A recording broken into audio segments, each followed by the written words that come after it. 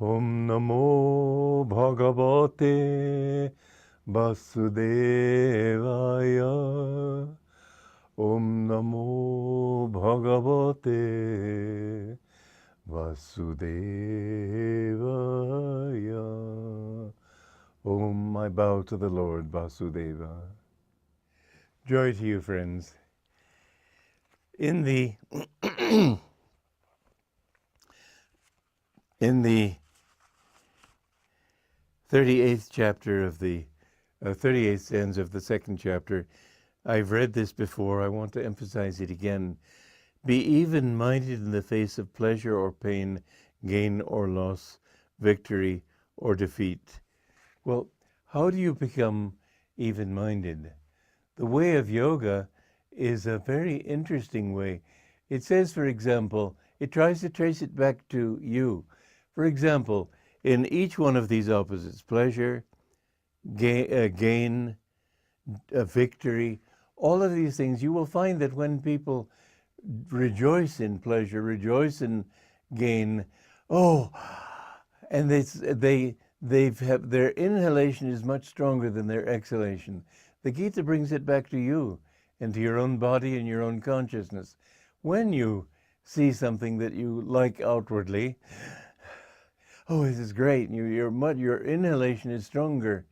When you think in terms of loss, pain, defeat, I can't. It's not that you just do one exhalation. You repeat it. Your exhalation is stronger than the inhalation. Now, the Bhagavad Gita and yoga teaches to equalize, to come at that midpoint between the two. And they say first of all, instead of just thinking, it says that this is the Shankya system where you think your way to these truths. But yoga says that there are physical and mental and energetic correspondences to these outward reactions, and that your entire reactive process is really in your own body. Once you can control that, then you will find that the world will not be as much a draw toward victory or defeat, etc., the opposites of Maya, of Dvaita or duality. And so the important thing, according to the Gita and to the teachings of yoga, which is what we're on now in the Gita, is to neutralize this breathing process, first of all. And how do you do that? Well, the Gita teaches more deeply than that. And this teaching, this deeper teaching of yoga, which Lahiri Mahashaya of Benares reincarnated in order to help to emphasize in the time of the new Dwapara Yuga, when mankind begins to become aware of energy. I told you in one of these talks that when Ben Franklin discovered that lightning, he was able to get electricity from it, his fellow scientists laughed at him. Science is just about as bigoted as religion, let's face it. It does emphasize something very important that religion has not, unfortunately, emphasized. And this is why we try to emphasize that true religion must be scientific. Yes, it bases its findings on experience, but then once it's gotten experience, it becomes dogmatic about that, and anybody else who comes in with some new hypothesis and some new possibility, they exclude him from their reasoning. They won't even let him be published. That at least happened in the case of Immanuel Velikovsky with his Worlds in Collision. Whether his teaching was true or not, I incline to think that much of it was false. Nonetheless, the guy should be given a hearing, and to shout them down is not right.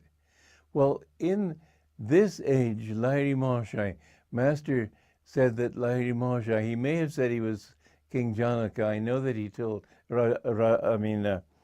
he may have been Guru Nanak, but I know Master told me that he was also King Janaka of ancient times. So these great masters come again and again in the world to help men when they need to be brought out of darkness into another level of light.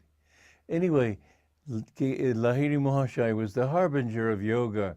He brought yoga into modern life, and he was able to do it by showing that yoga is not just a physical thing.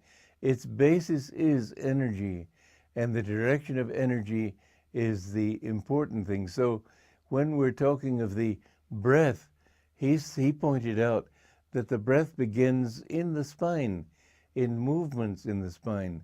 Another interesting thing he pointed out was that when you look at the point between the eyebrows like that, where are you looking from?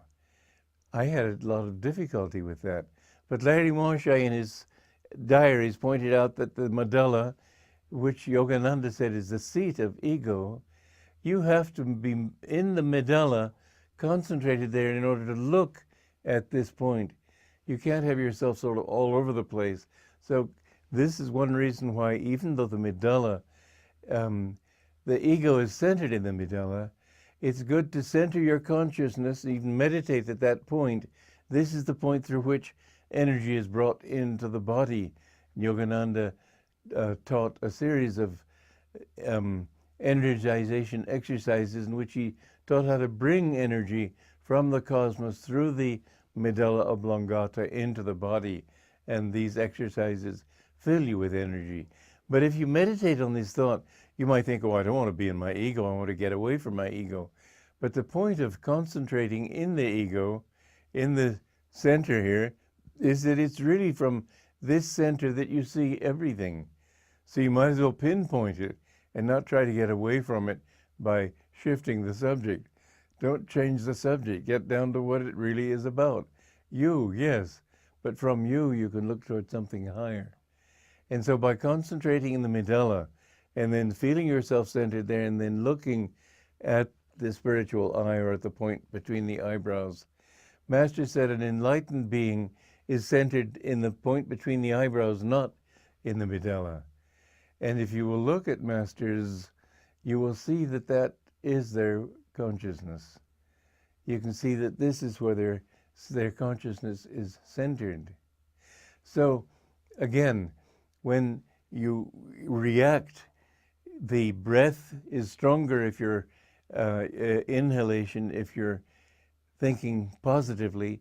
It's a stronger flow in the exhalation if you're thinking negatively. But each of these flows is related to an upward and a downward movement in the spine. You have to equalize that movement in the spine if you want to attain that divine freedom. This is as the essence of Kriya Yoga. It helps to magnetize the spine and to bring all that energy in. And the more you practice Kriya Yoga, the more you feel that nothing else really matters. The pleasures, the pains, the victories, the defeats, all these, they're just a part of the show. You're not touched by them. And so live more in the spine, live more here by watching that point from your ego. But I'm not saying become stuck in the ego. Watch from the ego, watch this, and try to change your level of consciousness, try to change your center of consciousness to this point between the eyebrows. Joy to you.